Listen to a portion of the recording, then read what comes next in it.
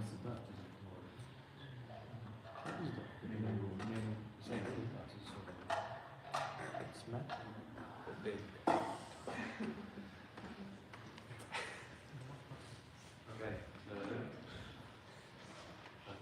Good to see you all. Just a couple of years as well. In the Father, the Son, and the Holy Spirit, one God. Amen. Lord have mercy, Lord have mercy, Lord bless us, amen. Glory to the Father, the Son, and the Holy Spirit, now and forevermore, amen. Lord, make us worthy to pray thankfully. Our Father, who art in heaven, hallowed be thy name. Thy kingdom come, thy will be done on earth as it is in heaven. Give us this day our daily bread, forgive us our trespasses, as we forgive those who trespass against us. And lead us not into temptation, deliver us from evil. Through Jesus Christ our Lord, and thine is the kingdom, the power, and the glory forever. Amen. Let us give thanks to the gracious and merciful God. Father, our Lord, God, and Savior Jesus Christ, protected us and sickness of those who accept us. Have compassion upon us, Lord, as Lord, and fills us out. Let us also ask in the mighty God to keep us in peace, let us say, in all days of our life. The Lord, Master and Almighty God, Father, our Lord, God, and Savior Jesus Christ, we thank you in every occasion, in every condition, and for all conditions.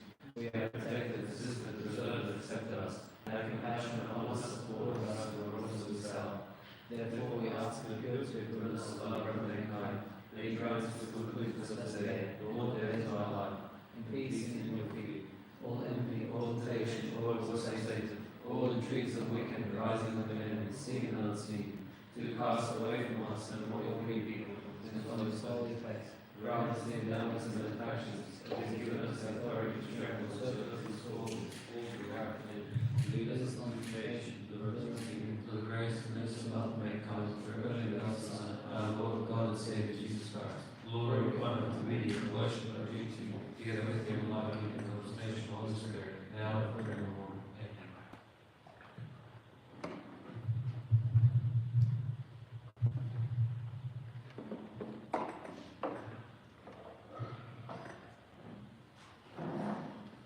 No eye has seen another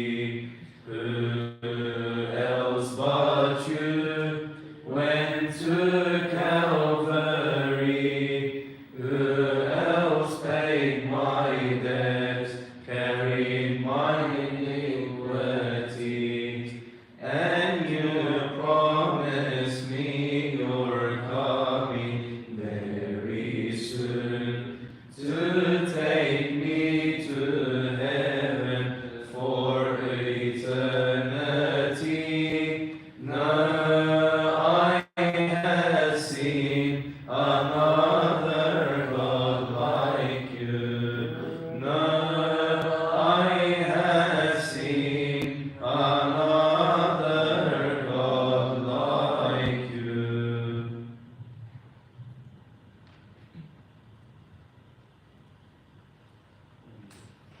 The Father, the Son, and the Holy Spirit, one God. Amen. Good to see you all. We're very blessed today to have Samia with us. So we will buy time a little bit by not starting immediately. Just till people start pushing, coming up and Barry, Yeah. you want to do an introduction maybe?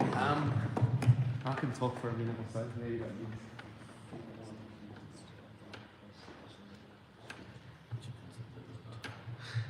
Alright. Okay, welcome everyone to another Friday night at Malak Youth Group. There's no better place to be than Friday night here. So we are continuing our series on relationships. These always seem to be like a really worthwhile series, in particular for this cohort or this age group, because we're all kind of like going into that like next chapter, whether finishing school, going to university, potentially meeting people that are kind of like-minded and on the same worldview. So the first week we looked at, for those of you that hadn't joined the first week we looked at finding the one, which was God. The second week, which was last week with Botros, who took us through like finding or looking at the right person or how to find someone who's suitable to you. And today we have questions and answers led by Samia, who is very, very knowledgeable in this kind of area. She gives, really, really good kind of perspective. I don't want to call it advice, but she gives really good perspective and just gets us to think a little bit broader about like the big questions. And so what we did was we collated some questions that we had to kind of rearrange just to suit tonight. But she has a presentation with those questions ready for us. And then what we'll do is, as we go through the questions, we'll allow some discussion points to happen and kind of some people to share what they think about the perspectives or the questions, and then we'll just kind of flow on from there. And then at the end, if there's time, we can definitely have some more questions as well. So, have we got the presentation on? Awesome. So, make Samia feel very welcome.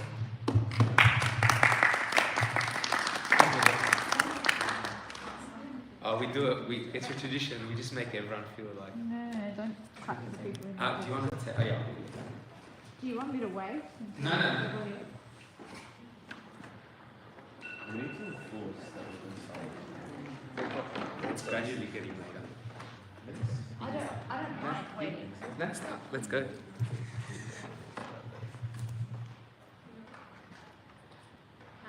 So who's doing the clicking? Yeah. Sam. Okay, thanks. We're gonna do funny order because I've got different instructions. Right. Okay, in the name of the Father and of the Son and of the Holy Spirit, one God. Amen. So you've had two topics, like Maria's just kind of summarised.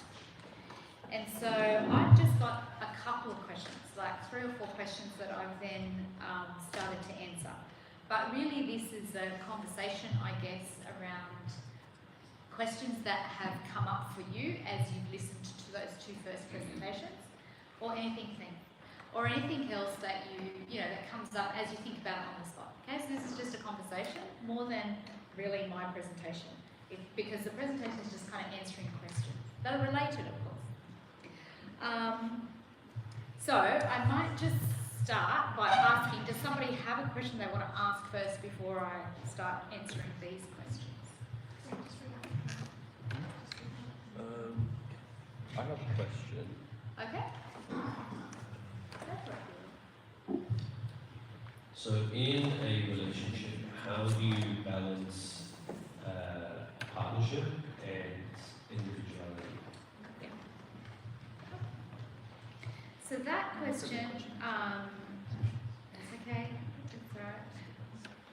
So how we balance partnership or the coupleship and the individual and the kind of individual nature of ourselves is a really good question, how we do that in a relationship.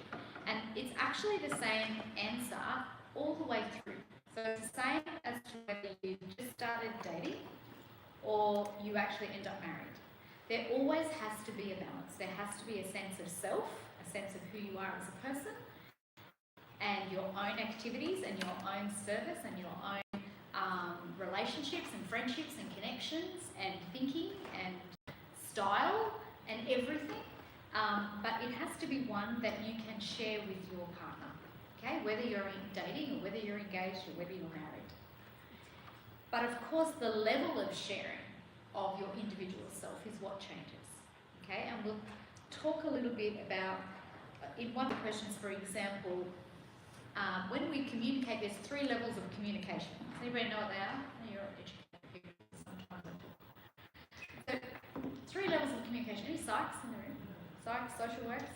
Okay, 3 levels of communication. You come up to the front then, don't be shy. You're the social people in the room. You're the me in a very short amount of time. Replace me. So on the first level of communication, what we do is we share facts. Okay, so I can say to you, oh yeah, the football game last night was great, or tonight is great. I don't even know who's playing, but whatever. You know, there's 2 teams playing, and this team is great. I'm really just sharing facts. Okay, I can say it was a really bright, sunny day today. It was, good weather for September. I'm just sharing facts. That's our first level.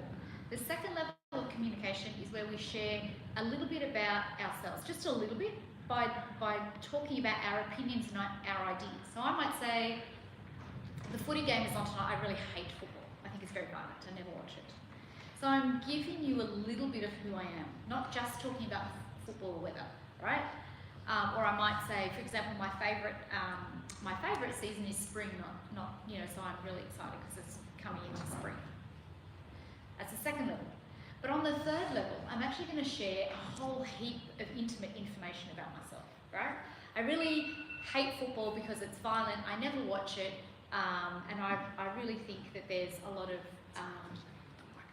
closer? Sorry. I have to eat it a little bit. Okay. I'll raise my voice. Is that better?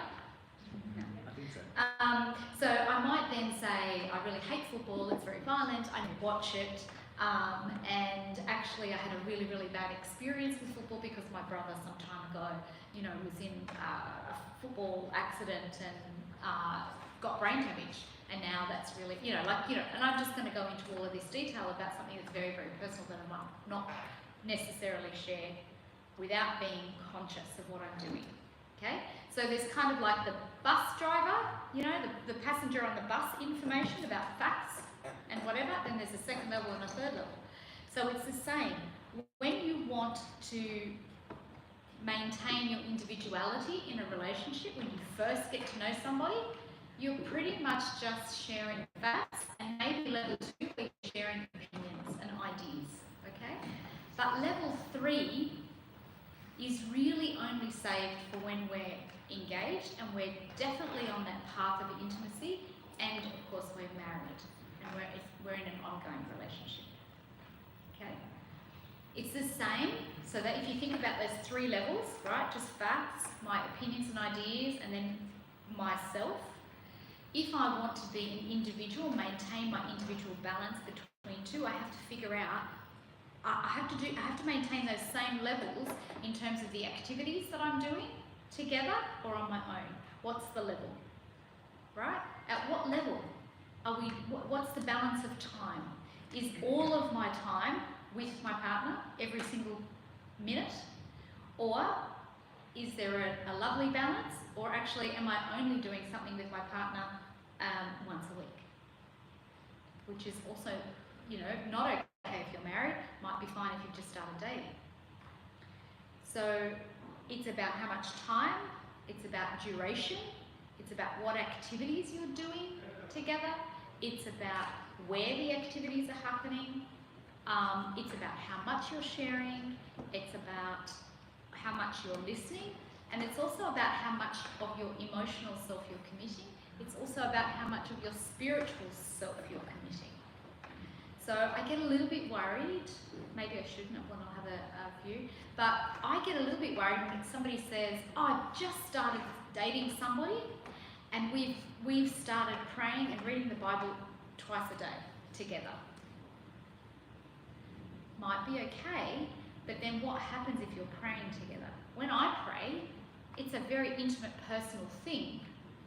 It's a very intimate personal conversation that I'm having with my Creator. I'm not sure if I've just started dating somebody and I want to share that with them quite yet. We might pray the Our Father together, we might do the Agabea together, but the rest of the prayer, that's mine. Right? The personal conversation is mine for that time. Now that I'm married, different story. Married 25 years, my husband could say my prayers for me, right? So it's all done. We're one person. Does that answer your question? Like stages, yeah. Stages. Stages is very important. Any other questions? Or I'll just get on with my presentation. No? Yeah.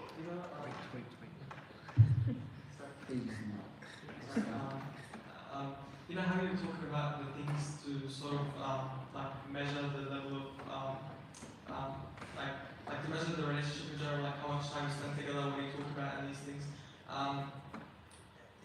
Is there like a set? I don't want to say set standard, but how would I know if I'm, for example, spending too much time with a person or spending too little? Because I feel like it's sort of different to every person. Like I'm personally, I might need. I feel like I want to spend more than once a week with a partner or a person, whatever. And another person might feel like, no, once a week is enough. So I feel like there's not really a set rule for everyone. It's sort of different from person to another. Yes, you are correct. Everybody is a little bit different. There's lots of people who are very social. There's lots of people who are not, who are a little bit more introverted or whatever. People's schedules are different. Yes, it is different for every person. But the thing that I try to say all the time is that we are social people. And sometimes we think we know ourselves best. But actually we don't. The people who know ourselves best are actually the people who love us most, who are our parents, our confession father, our friends, if they're good friends, right? And so try to gauge what their perspective is on your balance. Because when we're in that beautiful period at the beginning where we have so many emotions for somebody else, all we want to do is just spend time with them. And we can go, but actually it's not enough. Oh, but actually I'm enjoying this, so why not? Oh, well actually I'm getting to know this person, so it's absolutely fine that I'm meeting them, 10 times a day, or talking to them 10 times a day. And now with social media, it's so super hard because it's just a text, right? But if you're texting for forever and ever and ever and ever, and it's interfering in your lifestyle, then you don't have balance, and it is too much, even though it's just a text, okay? So my question to your answer is gauge from others around you whether they think you still have balance in your life. Gauge if they think it's too much. If you're skipping out on your friends, if you're not coming to church as often, if you're really late every day at home because you're out with this person, then you don't have balance. So there's no standard answer. But my answer is keep checking in on what others are seeing because they're objective. They're not in it with you, so they can be a little bit more honest about what they can see than what you can because you're in the middle of it. Does that answer your question? Any other questions? Or I can jog you with some of mine. Alright, let's go with mine. We might start at the top. Yeah, Is that let's alright? do it. Yeah, perfect time. Okay, we're going to start with a doozy. So the first question, if you wouldn't mind, Vicky, is this one. Because I think it's a really important one, right? How do we approach intimacy when we're dating? It's on everybody's mind. So I want to start off by saying that intimacy, if you've heard some of my other talks, is not always physical intimacy. What other types of intimacy are there? I know you know the answer to this. How else can we, what's intimacy? Let's start there. What's intimacy? What do I mean when I say the word intimacy? This? I love the sign language. Yes, it can be physical bliss, right? It is connection. It's absolutely connection. And so we can have connection, if you like, or intimacy in a number of different ways. It can be physical, but it can also be intellectual, it can also be spiritual, and it can also be emotional, right? There's lots of different ways in which we can connect with each other. So when I ask this question about how do we approach intimacy, well, I have to approach intimacy with this very broad view of what it is, and I have to, again, make sure that I'm connecting, I'm being intimate with my partner on a number of different levels, and that not one type of intimacy outweighs or is more important than another. Even spiritual intimacy. If I am spiritually intimate with somebody, that doesn't guarantee that I can actually connect with them on all the other levels. Okay? And that's really important. Because if I'm going to be one with a person, I need to be able to have a conversation where we are connected.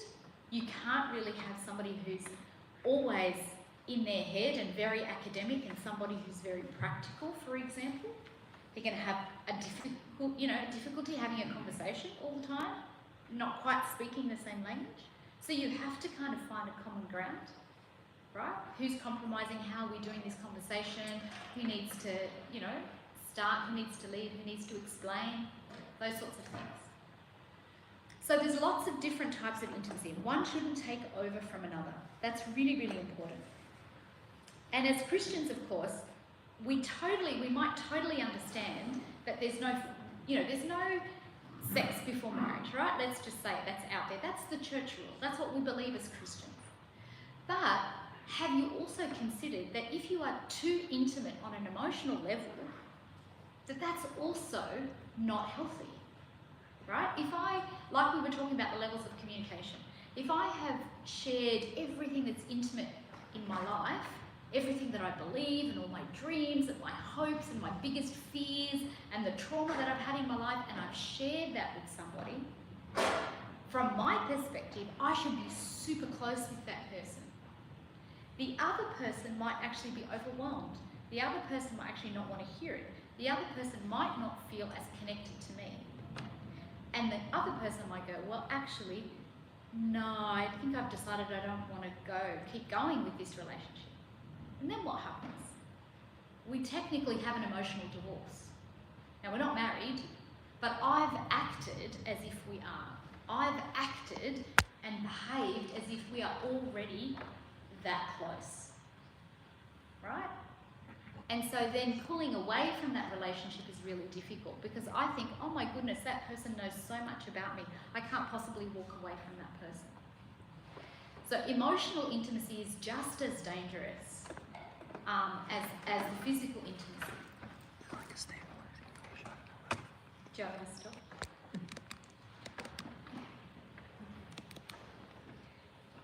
Could you just click the next slide, please? Thank you. Okay, so here, let's read 1 Thessalonians. Somebody want to read it for me? I'll read it. So finally then, brethren, we urge and exhort, this is St. Paul speaking, of course, in the Lord Jesus, that you should abound more and more, just as you received from us how you ought to walk and how to please God. For you know what commandments we gave you through the Lord Jesus. So he's saying you know what to do, right? You know how you've got to live, and you know how to please God. For this is the will of God, your sanctification. What does sanctification mean? Big word. No. Well, with God maybe. Sanctification. What's St. Paul talking about? Sanctification. So St. Paul's saying, for this is the will of God, your sanctification. It's sort of like bridging that gap between us and the divine. Bridging the gap. So like essentially we're connected with the divine because of sanctification. We work to a point and then we sanctify. Yeah, it's being holy, right? Being made holy. God wants us to be holy. And what that means is essentially being in a very solid relationship with Him. Being holy, okay? So that's what God wants for us. And so now then He goes on to tell us how we do that. So we abstain from sexual immorality, we just talked about that. That each of you should know how to possess his own vessel in sanctification and honour.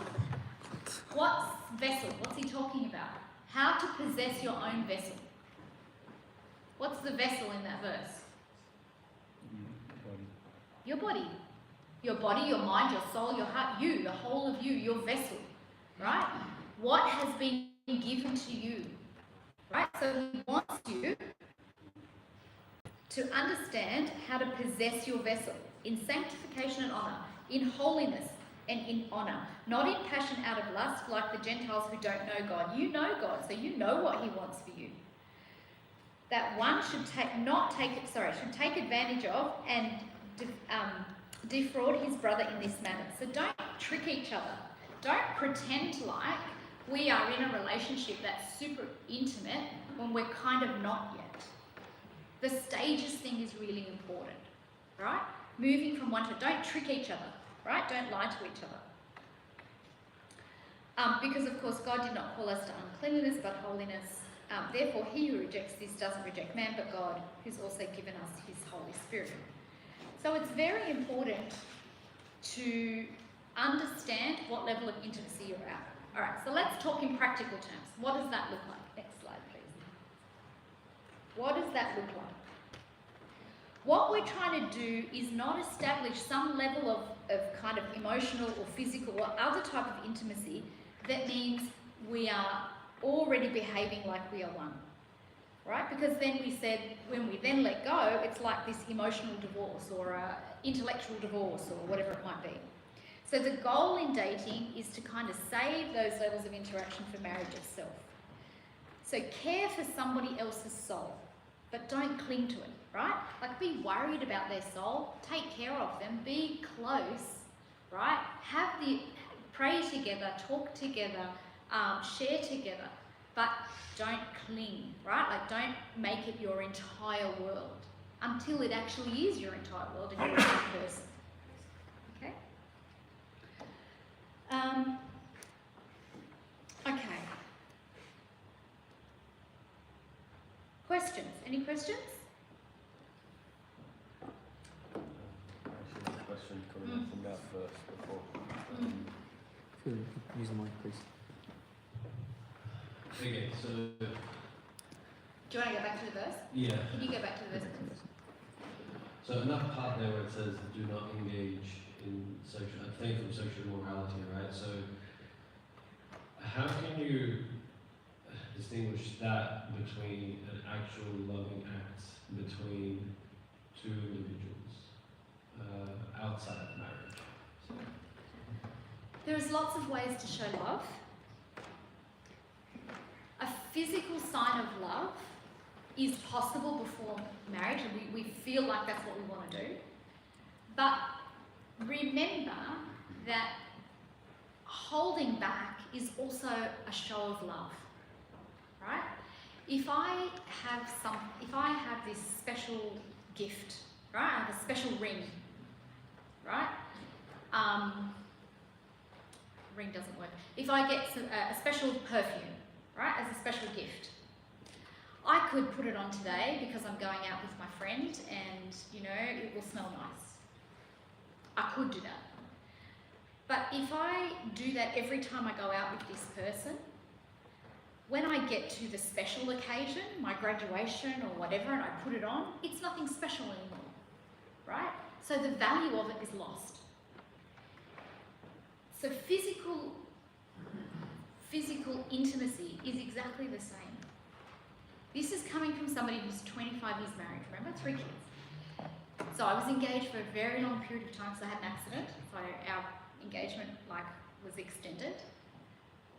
But even when you save everything up until you are married life eventually becomes familiar. Not boring, not terrible, not sexually, not intimate, but just familiar. You don't want that familiarity with somebody who is not going to be your lifelong partner. It loses value.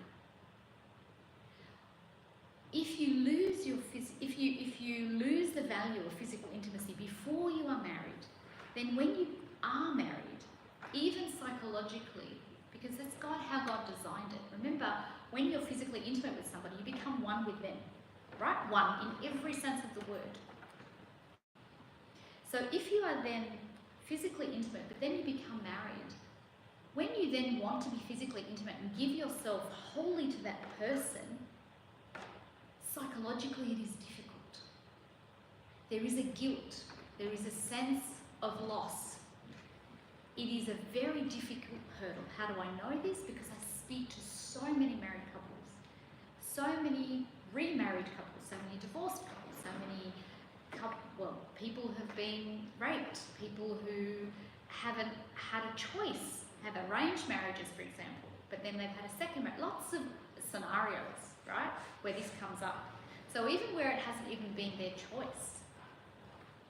But when it is your choice, it's even worse, because you yourself chose to give something valuable away to somebody who actually isn't the person who you now value and will value for the rest of your life.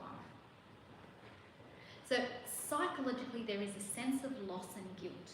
You don't want to go into a relationship with those feelings. You want to go into that relationship with a sense of joy, right? And a sense of, I'm giving you my entire self. Because that's the biggest gift you can give your partner. Does that answer your question? So you may see it as an act of love before marriage, but actually holding back is a greater show of love for when that person does become your partner, your spouse. Yeah? God always designs things, I find, for the long term. Right? The short term is not his gig. Right? He died how many years ago? And salvation is when? And all of the people in between, he's in for the long term. So if you think you want to do something for now because it's good for now, think about what the long term consequences are. Question?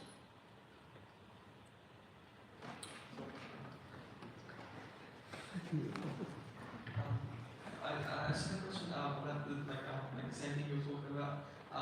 What if you're keeping, I don't want to say keeping to the limits, but you're keeping the connection of intimacy and moderation, and the person you're with is expecting more?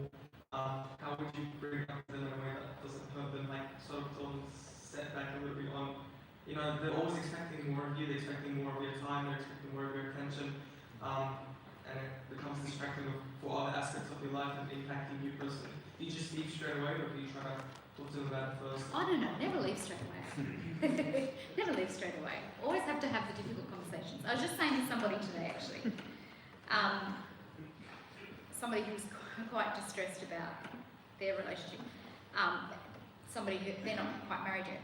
And I was just saying, often what we want to do is we want to put our best foot forward, which makes perfect sense, it's very normal, but we also shy away from the difficult conversations. And that's definitely a difficult conversation, right? But at the end of the day, if you don't have that difficult conversation, if you just leave, for example, or you don't address the issue, then you may have lost somebody who's going to be a great partner, okay? But also what you haven't done is being honest with yourself and you haven't done the work that's needed. So what you need to do is talk to that person about your values. You talk to them about your beliefs. You talk to them about why you have different ideas on this particular issue. So you need to be able to say, you know what, this is what I believe and why. Why do you believe, or why is your expectation that more should be happening? Because there's two things happening. You're not just sharing your ideas, but what you want to do is learn their ideas.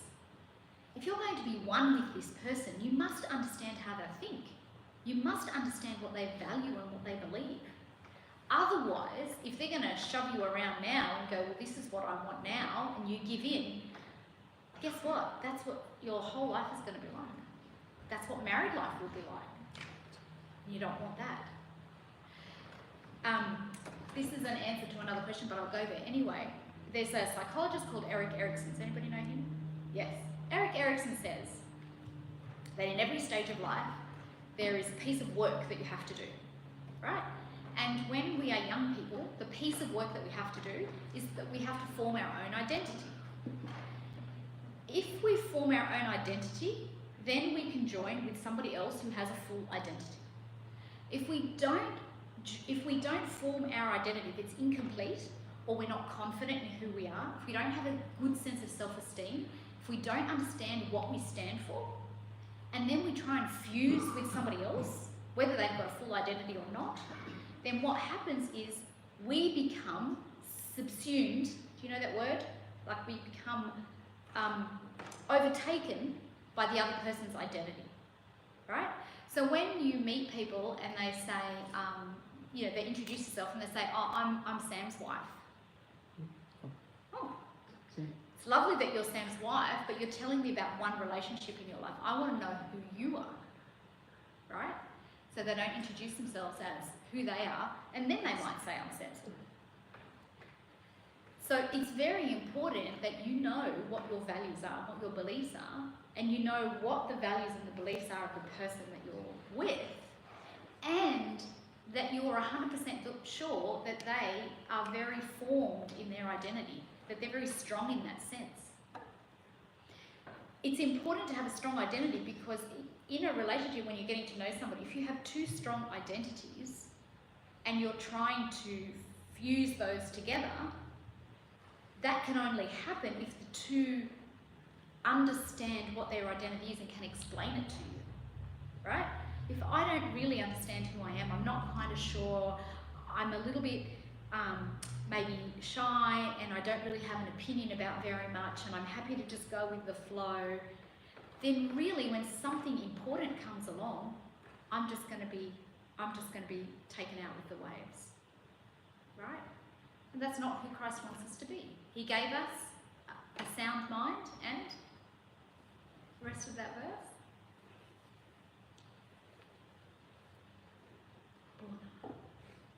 I used to learn things.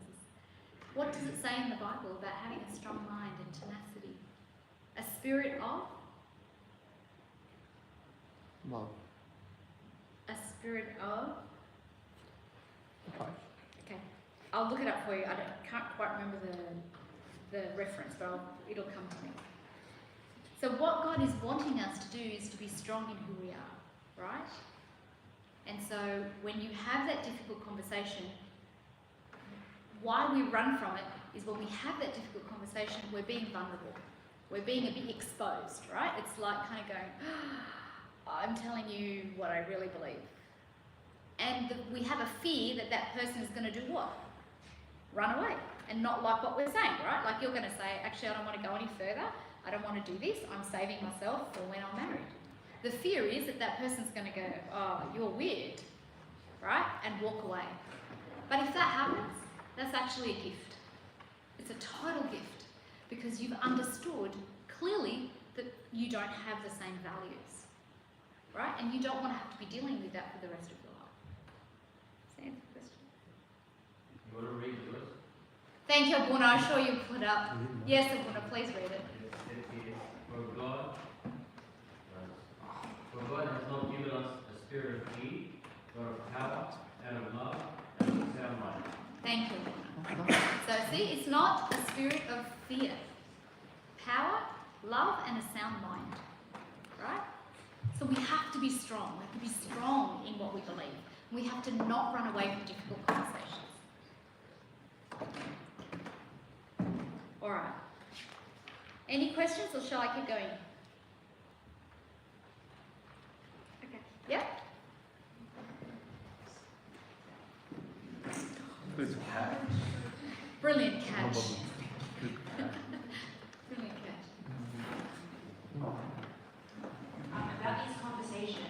at what point do you, like, is it supposed to be at the very beginning when you're supposed to discuss all these information, like all this? Whenever they come up. If I've been going out with somebody for a week and that conversation happens, time to have a conversation. Whenever you think that the person that you're with is expressing an idea or is behaving in a way that you disagree with, that's the time to have the conversation. It doesn't matter what time in the relationship. Even after you're married for 25 years, you still have those conversations. Okay, so what if it was like the situation that we were just talking about? So if that doesn't come up early on and it comes up very late, like you're in very deep at that point, is that something that if it doesn't come up at a specific point you have to bring up so that you've had that conversation before it gets too far? You can if you feel it's something that you feel strongly about. If it hasn't come up, then it's potentially safe to assume that they have the same view. So if it's that issue that we're talking about, sex before marriage or whatever it is, or being physically intimate before marriage, if nobody's pushing and you're both comfortable with the level of physical intimacy that's going on between you, then there probably isn't a reason to bring it up and to have a conversation. It would seem that you're both on the same page. But if it's something that's annoying you, or it's something that you want to be super clear with, and you want to get that message across to the partner to check that that's what they, that they believe in the same thing as you, then yes, bring it up. Bearing in mind that if you've only been going out for a week, then that might not be the appropriate conversation to be having, right? Remember the stages thing, because it's still a very personal thing to be having a conversation about. Yeah? Here's a question at the back. Yes? So,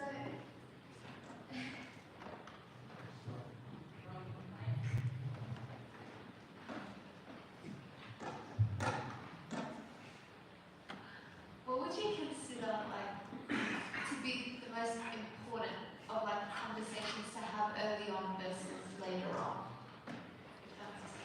The most important topic to talk about? Yeah. I'd probably start off with my faith. If I don't feel that the other person fears God or has a sense of church and service, is attending but not really engaging, people who come but they don't really have a confession father, they don't really have communion regularly, and it's kind of a bit superficial, I'd be having a conversation about faith and how strong that is to you and what you value and what you expect out of a married life. That would be my first conversation. The second would maybe be a conversation around, what they think the most important goal is for their life. Where are they headed? What is it that they want to achieve in the world? Because that tells you a lot. And then the second one is how they want to achieve it. Third question, how they want to achieve it. But I think as well, at the very beginning, try to get to know people in groups and observe for yourself. Sometimes it's not, it's not necessary to ask, kind of have the Spanish Inquisition. You don't need to ask a million questions, because often people's words are words and people's actions speak way louder than words. So it's important to watch what people are already doing. You can tell a lot from the way they interact with other people, their family, their friends, a stranger on the street, how they deal with particular situations. You need to be observant. Does that answer your question? Question? Shall I keep going? Okay. Where's my my support person? Thanks. So this question is about what are your thoughts about, somebody asked, what are your thoughts about right person, wrong time? And this is a bit of a sore point for me. So my next slide, if you would mind, says ready, not right. So there's no such thing for me as the right person, kind of, okay? Please ignore Disney and Hollywood that says my soulmate is out there, this is the person I was meant to meet, you know, this is the perfect person that completes me. Nobody completes us. Who completes us? It's God, thank you. So there is not one perfect person out there. But what there is a perfect commitment to the concept of marriage. The concept of I'm going to sacrifice my life for somebody. And I am willing to serve God in that way. Because marriage at the end of the day is a pathway to salvation. That's what that is. It is a mystery of the church. Right? Just like communion. So it's very important to look for who is ready to serve God through their marriage. Don't look for Mr. Right. So we have to, like I said, kind of be complete and safe and secure. Like I was saying, we're kind of social beings, right? So we're forever looking for affection and safety and belonging and intimacy. We're looking for those things. God put that in us. That's how He designed us. In His image. He desired to have a relationship with us, and we desire to have a relationship with Him. And so all of those things get fulfilled in our relationship with Him first. That's what gives us our strong identity. That's what gives us a confidence in our values and our beliefs and who we are. And that's what gives us the power and sound mind, the spirit of power and sound mind, to get up and say, this is what I believe and this is who I am and this is what I want in the world and this is how I'm going to achieve it. That in itself, when you are that complete identity person, if you look at all of the psych research on couples and how they come together and whether opposites attract and all that sort of stuff, what attracts men and women to each other is that strong sense of self. If you have that strong sense of who you are, people are drawn to you, even in leadership, in corporate world, right? If you are strong and clear and you're able to articulate what it is that you want and believe in how you're going to achieve it, then people are drawn to you, okay? So, if you are that strong person, you will have your need for affection and safety and intimacy, belonging, all of that satisfied. And so what happens is you're like a cardboard box, but it means your cardboard box is full. It's full of joy, it's full of love, and it's totally sealed. So then when you give it to your partner, you have so much to offer.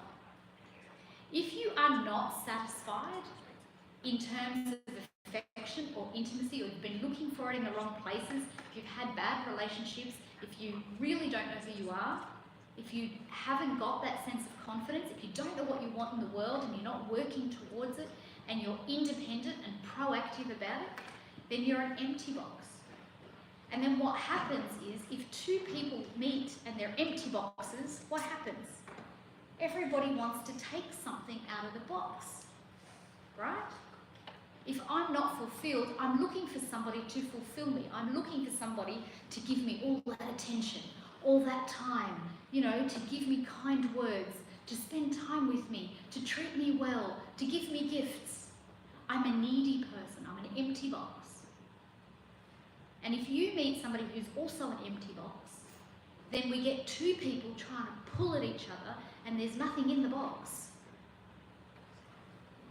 So you've got to be a full box, ready to then sacrifice and to share.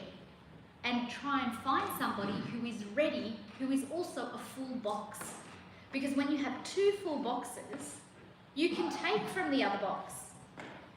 And they can take from your box, but the boxes will never be empty. Yeah? I can take from somebody's box and somebody's taken from mine, but I've just replaced it. And so there's a beautiful equal sharing of giving and taking. Does that make sense? So you're not looking for Mr. Right or Mrs. Right. You're looking for Mr. or Mrs. Ready. You're looking for Mr. or Mrs. Full Box. Okay? Not somebody who's looking to take, somebody who's ready to give. Okay. And I've got, of course, Ephesians up there, which is our be a morning prayer that we pray every morning. And this is what St. Paul reminds us we have to do. I, therefore, the prisoner of the Lord. So he's saying, I'm in prison, right? I'm in this set boundary. Beseech you to walk worthy of the calling with which you were called, with all lowliness and meekness, with long suffering, bearing with one another in love, endeavouring to keep the unity of the Spirit in the bond of peace. Now, I can't be lowly and meek. Absolutely, I can't be lowly and meek if I'm needy. If I'm needing things, my attention is on me, right? To be lonely and meek means I have to look at everybody else's needs. So I have to be full to be able to do this. Long suffering, bearing with one another in love. I'm not going to put up with somebody who's got issues if I'm not full. Okay? So this is the prayer that we pray every morning. There's one body and one Spirit, just as you were called in one hope of your calling, one Lord, one faith, one baptism. So just like there is one spiritual body, one family of God that we're all members of, when we become one with another person, it's one body, one spirit, one mind, right? We're both working towards the same thing. So got it? Ready? Not right. Can you remember that? The other thing about that is looking for, another way to say it is you're not looking, I know some people, young people are looking for somebody who's godly. I want to see somebody who's godly, and that's a good thing. But what's more important than that is look for somebody who's got growth in their faith. Somebody who's actively moving and shifting to grow closer to God, right? Not just somebody who is remaining whole. That's good, but you want somebody who's growing in their faith. Because what they're going to do is then take you with them, right? So that's when we're talking about spiritual intimacy and we're trying to see if we're compatible, if you like, on that level, on the intimacy level, you're looking for somebody who's growing in faith so that you can grow with them, right? That's their goal. Sorry, I just have a question. I like the idea of the box and the kind of like the elements that a person needs to be in a relationship.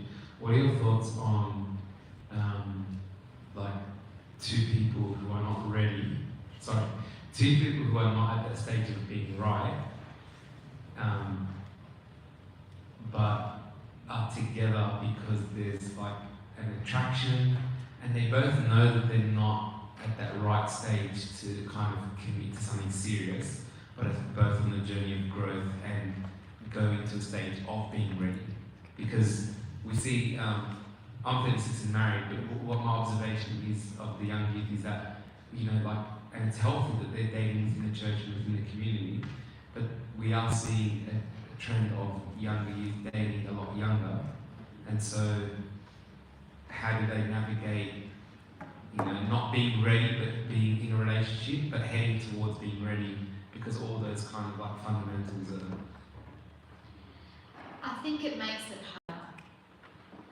You can work together to fill your boxes, but remember it's individual work, right? For me to know what my values are and what my identity is and what I believe, and to be strong about that, that's a self-discovery piece. It's the Erickson work of being a young person before I fuse.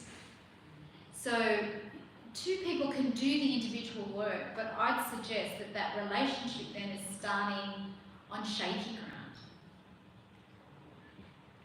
It's not great. It's not your best chance. It's not efficient, if I can put it that way. You might be able to help each other, maybe, but you also need to have a lot of individual time. And in fact, what happens is, how do I form my identity? Think back to when you were 16. How did you figure out who you were from 16 to now? What did you do? Trial and error. Trial and error. Trial and error of? Well, a lot of things. Everything, right? Trial and error in the way I dressed, trial and error in my hairstyle, trial and error in the people I hung out with, in the activities that I did. The more you engage with others, the more you learn information about yourself. That's just how individuals work, okay? So if I am in a relationship early and I haven't quite formed my identity, what's going to happen is I have less time exploring the world and other people because I'm kind of focused on this relationship that I want to build. And so I get less information. And so that's why I'm saying it's inefficient. You might still get there eventually in time, right? But actually you're going to get coloured information because most of your emphasis is going to be on what this person says. But what you really need is a whole range of different opinions. You need to meet different people from different walks of life that are doing different things, that have different values and expectations and beliefs. So you can go, actually, I don't like that value, I like that, yeah, that relates to me, no, I reject that. And as you reject and accept different things in the world, that's how you form your identity. That's how you come to know, actually, no, I've thought about Buddhism and I'm pretty clear I don't want that. You know, I've thought about engineering and no, I'm pretty sure I want to stick with psych. But if you only have limited experiences, limited relationships, then you have limited information. So it makes it a lot harder. Not impossible, but it's a lot harder. Maybe as your friend Mario It used to be. Getting rusty. To Mario's comment, when I with my Sunday school girls, if they ever ask me like, oh, you know, really close, or a guy has told me he's liked me, my response to them is, there's nothing wrong with having a good friendship. A good friendship is the foundation of a fantastic relationship. So if you just, like, the answer isn't like necessarily no, right? Because we don't want to be unrealistic and saying no one's ever gonna have feelings for everyone. We're all gonna be perfect and, you know, not even thinking about marriage until the day we're up on that altar. Oh, surprise, maybe I want this. No, it's not gonna happen, right? So when it does happen, it's important not to create that guilt, right? Not to say, okay, everything that's in this box or related to this box is wrong. And so we can say, you can become good friends, you know, get to know the person in a setting where it's relevant and healthy and there are other people around you, so, you know, nothing bad will happen, for example. And then when you get closer to the age where you're thinking about, oh, you know what, I think I'd like to be married in the next 4 to 2 years, maybe that's a good time to delve deeper into that friendship and delve deeper into what you think you may know of that person. Because then it's appropriate to go on that, maybe what you were saying, get to know that box a little bit better. But before then, it's kind of irrelevant information, like you were saying, super inefficient. I need to know this right now. Yeah. What do you think? Yeah, absolutely. And I think that it goes back to the stages concept that we were talking about before. There is a time and a place for everything, but there's also a stage for different things, right? And all I'm saying is before you jump on the train that says we're going down a particular pathway as two people together, you actually need to have all your luggage, right? Like you have to have your stuff in order and organised before you jump on the train. So, you know, if you jump on the train, you're not quite sure, but you think this person's also kind of going to help you along. It's okay to be friends, of course it is.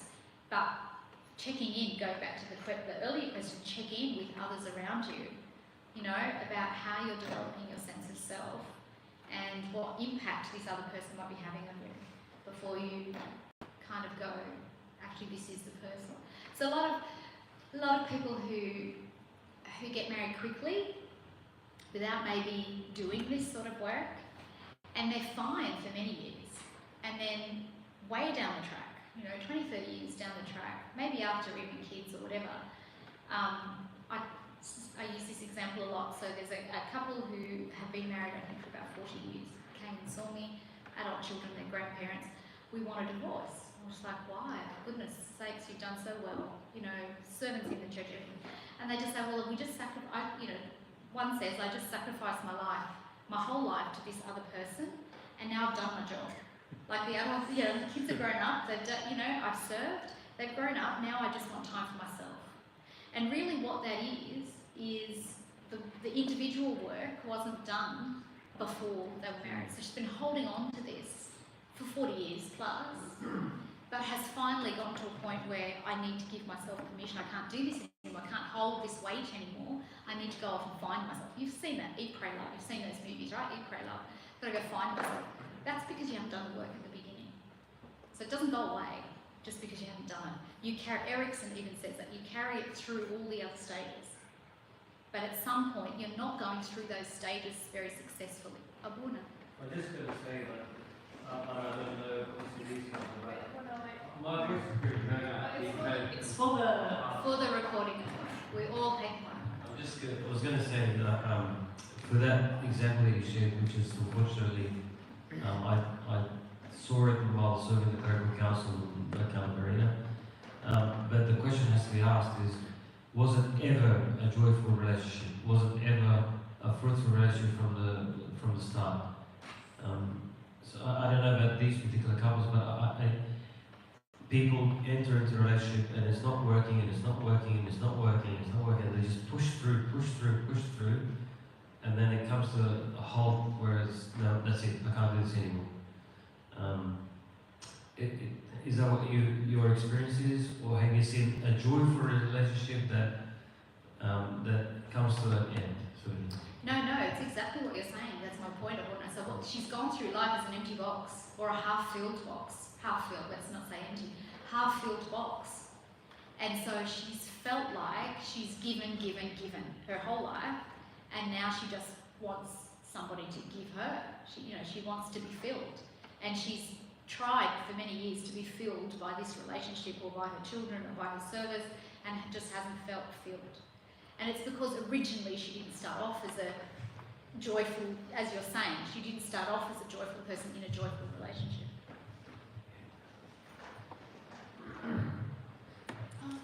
What if, is it possible to get into a relationship and, let's say, using the box example, you're not quite full, is there a way to continue to fill your own box whilst you're in the relationship?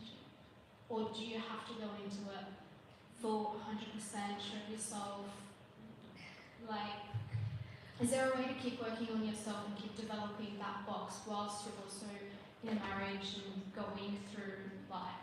You have to. You have to keep working on your box. When you go into a marriage, if it's full, I know we keep using this box analogy, but it just means that you are a confident, independent person who can take on somebody else's life, essentially, and share that with them. But even if you do that and you're a full box, as you go through that marriage, you still have to work on yourself, right? You still have to have the balance that Phil was talking about earlier about it being an individual or a couple, right? You have to work on it, which means I still have to do independent things. If there is some trauma or there's some mental health or there's something that you need to deal with, then you keep dealing with that, right? Like you keep doing what you need to do to remain full. But at the same time, you're expecting somebody to take something out of your box. You're expecting to give, right? And not always expecting to take. So as long as those expectations are in place and there's an open and honest conversation with your partner around this is what I need, this is the support that I need, and the vice versa, and what is it that you need that I can provide, that's an ongoing conversation that changes with your life stage, with whether you have children, with whether somebody gets sick, with those changes. And so you won't always be a full box, right? Like that will go up and down, and there'll be times in your marriage or your relationship where somebody needs to take a lot more than they can give you at that particular point in time. That's okay, as long as eventually, very quickly, that there's balance back. So yes, you can still keep working on yourself. It's a requirement for everybody, regardless of how you start.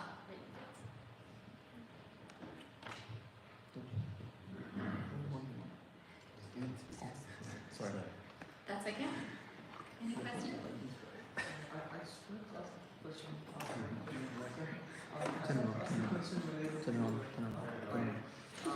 I just want to ask a question related to the point that you brought up, in the last question about the couple that have been married for a long time and then they realize that it's been sort of built on a weak foundation.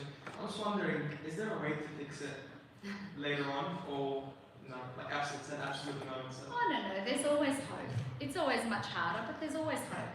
But it's also related to your earlier question about difficult conversations. So what they haven't done, that couple for example, is had the difficult conversation earlier on, and there's just been a whole heap of resentment that's built up over time. So the answer to that question is yes, you can start now to facilitate those conversations between them, and that can start to be resolved. But of course it's going to take a long time, and it takes a lot of commitment, right, for those two people to, at that age, to do things differently. So it really depends on how much energy they want to put into that. It's not impossible, but it's difficult, very difficult. The longer we leave things, the harder it is to kind of resolve. So as things come up, deal with them as you go.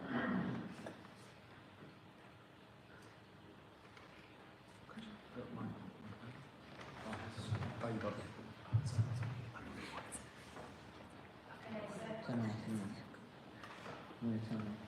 Just press that one. Hold it.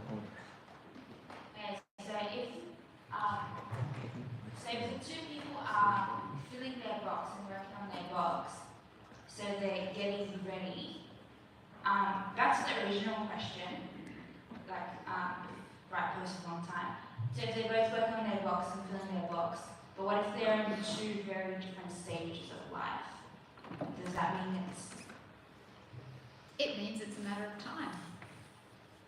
So it means maybe now is not the right time, maybe the right time will come along. Maybe, you know, they're going to work, whoever needs to do the work will do the work.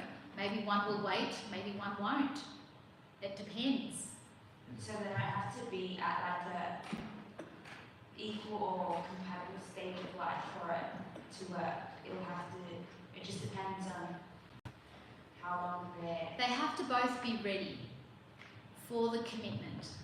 If they're not ready, but you happen to be the person that says, oh, that's definitely the person for me, you have a choice. You can either wait until that person is ready or not. If you're the person who's doing the work and you've found someone you think that's the person, hurry up and do the work. You know, I think the point is that both have to be ready, right, to this commitment, because it is lifelong. And it doesn't, what I always say to people is that we always think that when we talk about relationships as two people, right? Relationships impact generations to come. Generations. So not only your children, but their children and their children and their children, and the aunties and the uncles and the grandparents, and everybody who's involved who ever knows you, even your own community. What we're not doing is building the basic building block of social life. Right? It used to be the nuclear family, 2 parents, 2 children here in the Western world, right? In Egypt and in collectivist country, it was the whole community. So what's happening now is if as a couple we don't kind of do the groundwork to make sure we've got a solid marriage, and the marriages break down, and you know the divorce rate is whatever it is now, 67% or something, you know, and remarriage is even worse, then what happens is we have children who then haven't seen what a good relationship is. They go on to then not have great relationships because that hasn't been role modeled to them, right? They don't quite understand what that looks like. They have a go, doesn't work, and so it filters down. So waiting until the two are absolutely ready to make this huge sacrifice is something that you're doing for the long term. It's not just the two of you. If you look at kids now, or the research on kids who are in mixed marriages or have been in mixed marriages, their sense of self-identity it's shot. They have to do so much more work to figure out, well, there's dad and there's mum, there's also stepdad and there's stepmum and there's step-grandma, and then there's like my half-brother. Their family trees all over the place. It's very difficult to find your place in the world when you're in that complexity.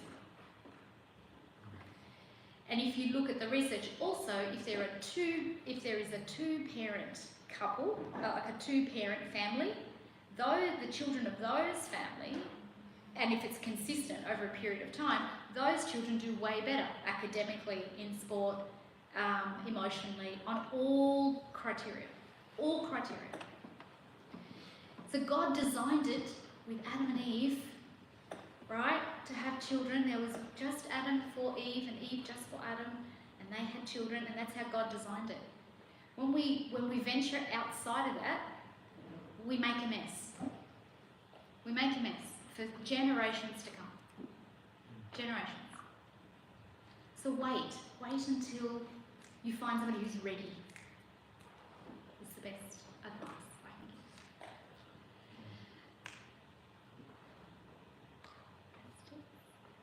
Yes?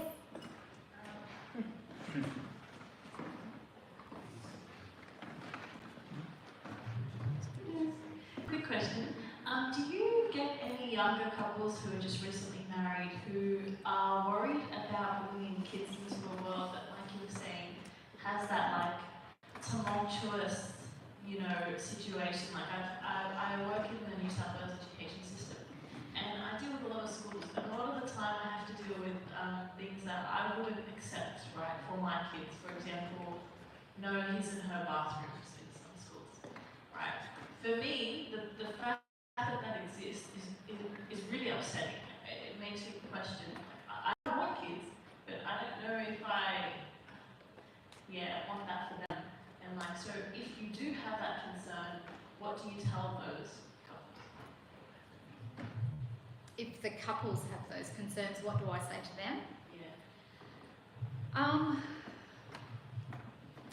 I think it's the next step. So just like you made a commitment to somebody and you're in a relationship, if you have a strong relationship, and remember that relationship is three chords, right? It's husband, wife, and God. If that's the strong relationship that you have, then you're set up as God designed to then have children and to raise them and to take care of them in whatever world God gives them to you. And it's the same level of commitment. It won't be easy, but you are set up to do it. And that was God's plan from the beginning. Go forth and multiply. It was not about just having children, but it was about raising them. It was about, taking Christianity forward.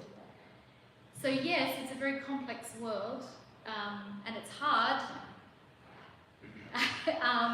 But I think, if the base is there and the foundation is there, your concerns, just send them to God. It works. It's hard. It's super hard. And you won't get it right. You'll always fail. But it's okay. That's what's supposed to happen. I would.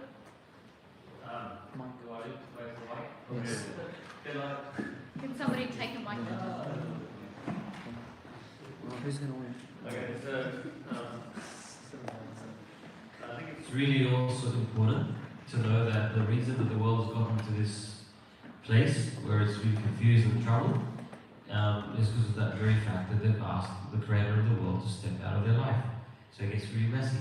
So as a message of hope, as you guys produce beautiful families, beautiful children to the world, know that this is actually very attractive to the world.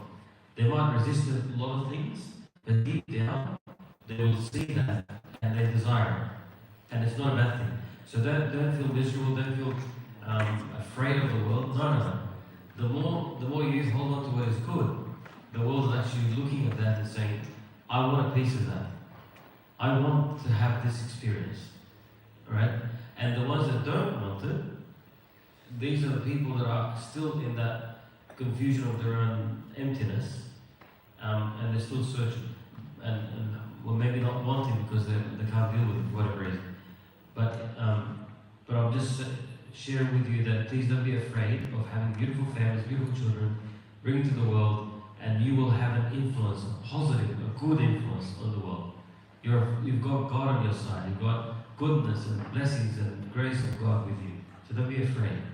Bring them forth to the world. God wants you to do that. Yeah, we have to be the light of the world, so that light's got to keep going.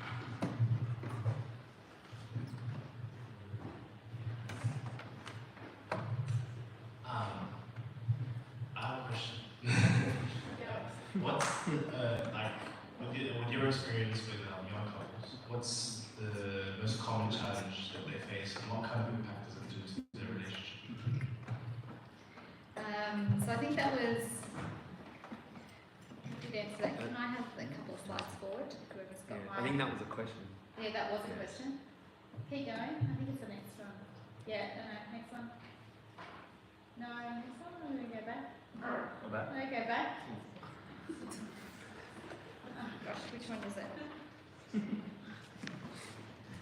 I did answer this. Yeah, so can you go back, please?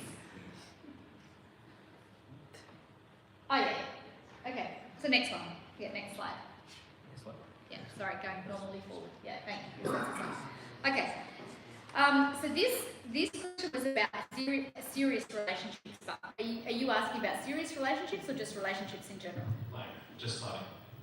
Normal, just relationships. Yeah. Okay, just Not going out interested. stuff, just Not dating. engaged.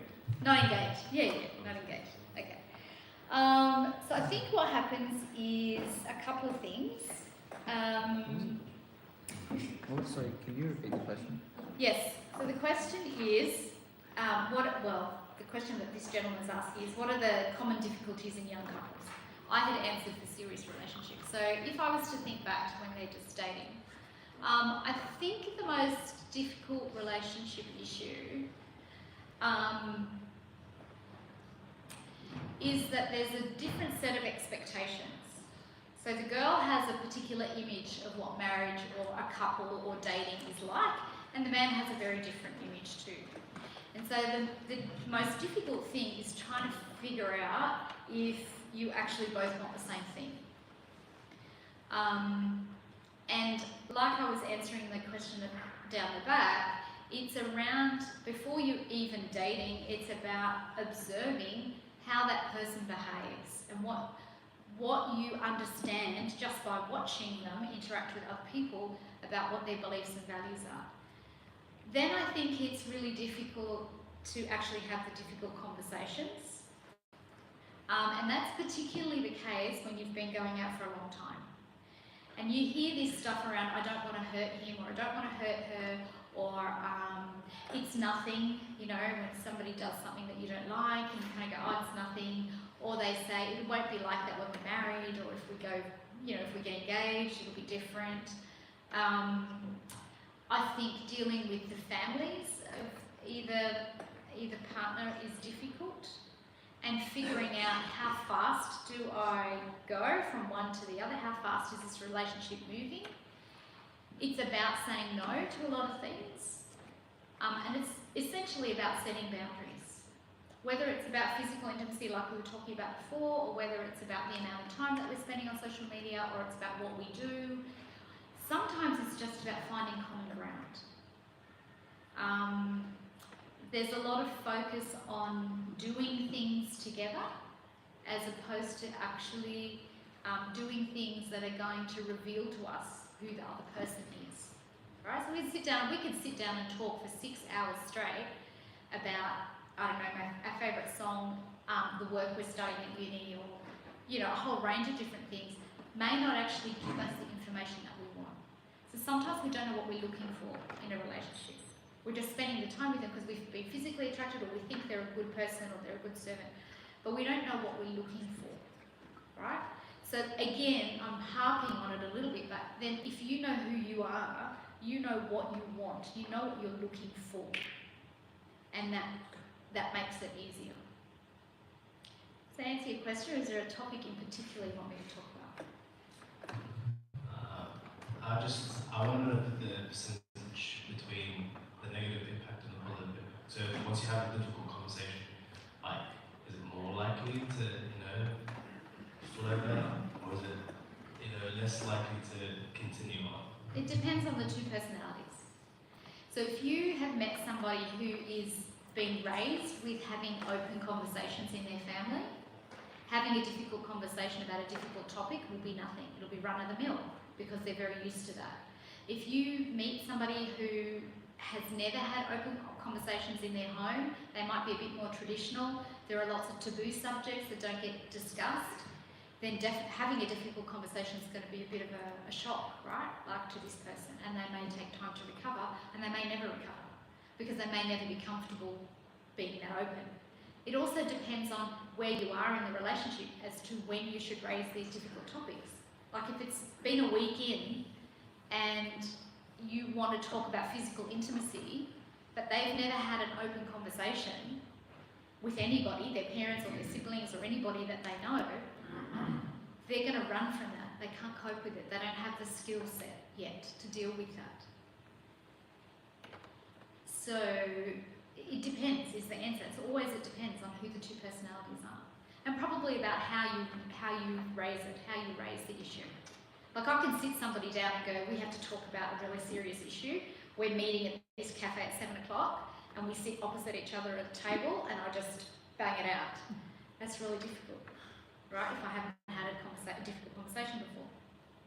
But if we're maybe walking along in a park somewhere and I say something like, you know, there's something that's been bugging me, it's a bit of a sensitive topic, but I really want to raise it with you because I think that's the respectful thing to do. Would you mind if we had a really difficult conversation? That's a long lead up, and it's the other thing is when you're walking, you're side by side, you're not looking directly at the person, so they have somewhere else to look without looking like they're looking away, right? So you take away the intensity of the difficult conversation. So there's more chance that they will be able to respond to you and to kind of, you know, have a conversation. Thank you. That's okay. So maybe one more question and then we'll wrap it up. Yeah. Is that okay? One more question?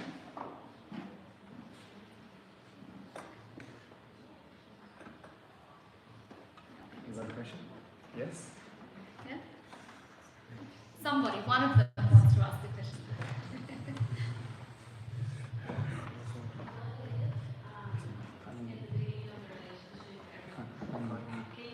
Yeah, We just hold it a can. bit closer. What if in the beginning of the relationship, everything's all good, you get engaged, things are still good, and then like you get married, you start to notice changes in behavior, or like they're building bad habits, or they've just changed completely. You've already built this long-term relationship, you're already married, and it's not stuck, but like you're trying. You're stuck. That's it. You're locked in. You're locked in for life. Don't really know who this person like is, because you know them to be something completely different. Pretty much described every marriage. The person that you marry is never going to be the person who you're going to stay married to. That's because you will not stay the same person that you are throughout your marriage. I can't say that I'm 100% the same person I was on the day of my wedding. It's not possible because we go through life. So each of us change. That's why at the beginning, it's very important to take on this concept of marriage before you even start thinking about somebody. You've got to accept the concept that you're going to have to sacrifice your life for somebody else, regardless of who they are or who they become or what happens in the marriage or in life. How many couples have you heard of where somebody gets sick or somebody loses a child and becomes depressed, or they get posted or to a job somewhere in a different country, or they become a borner. That's right. They become a borner. They lose their hair, they become bald. There's so many changes, right? So you aren't stuck. Love is an attitude and an action, right? Did Jesus, when he was on earth, say to anybody, one individual person, I love you? As in like, Did he say those words to anybody? I'm pretty sure. To St. Mary? To the disciples? I'm pretty sure he would have, yeah. Did he say, I love you? He never said that. It's not recorded that way in the Bible, even if he did, right? What is recorded is what he did. He healed people. He sat with people who were outcasts. He did all of these things. He did stuff. He died on the cross for us, right? So love is an attitude and an action. So even if you end up marrying somebody who develops bad habits, what you've got to stick to is the commitment to love that person. That's what you're not stuck with, because that's what you chose at the very beginning. Yeah? It means your marriage might be more difficult. It means there's things about every day that you might not like. But your commitment is the same. You can't, I don't like when people say I'm stuck in a marriage. Nobody's stuck, because these No, I'm days... just joking when I said that one. Nobody's, yes, well, yes, I was joking. But you're not stuck. You chose this commitment. So it's your choice, it's your internal decision to hang around and stick it out. Yeah? And to keep loving, to keep doing. God takes care of the rest. Can I just also share that a lot of the time, you think a person has become somebody else after the marriage, but they really haven't. It's just you never paid attention to find out who they are. You sort of just rode through this experience, dominating the whole experience on your own, and not realizing there's another person here. So the pre-engagement, the engagement, the whole journey is gone, and then all of a sudden you're married, and then at a point, this person finds the courage to say, "Hang on, I'm here. I exist." You never bothered to see who I am, and I think that's when a person who hasn't been, like what Sam was alluding to earlier, they're not full, and you marry them, and then all of a sudden now they get the strength to find their identity and saying, "Oh, I don't like what you're doing to me," and that's where problems occur. So spend time, as Samia mentioned earlier, to check in yourself on the other person. How they're going, ask them questions, how is this relationship going? And those kind of conversations help take away all these possible secrets that a person might be festering inside. To allow them to be honest and vulnerable and to speak without judgment and all that kind of stuff. It is 10 o'clock. It's been extremely beautiful hearing all of you asking these questions and Sammy answering. Thank you for this experience, and we'll need to repeat it to continue the rest of the questions that haven't been done. God bless you, Sammy.